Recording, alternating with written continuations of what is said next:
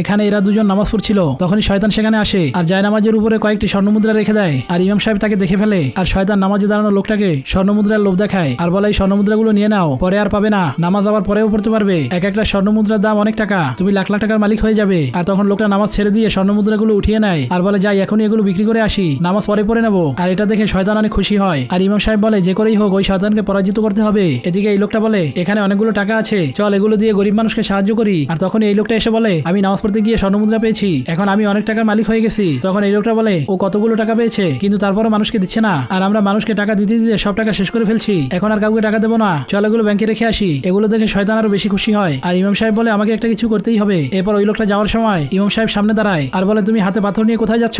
আর সে বলে কিসের পাথর, আমার হাতে তো স্বর্ণমুদ্রা। লোকটা বলে আরে আমার হাতে তো স্বর্ণমুদ্রা ছিল কিন্তু এগুলো পাথর হলো কিভাবে? তখন ইমাম সাহেব বলে তুমি শয়তানের ধোকায় পড়ে পাথরকে স্বর্ণমুদ্রা দেখেছো, এখন আল্লাহর কাছে তওবা করে আবার নামাজ পড়তে যাও। তখন লোকটি আল্লাহর নাম নিয়ে সেই পাথরগুলো মাটিতে ফেলে দেয় আর শয়তানের গায়ে আগুন ধরে যায়।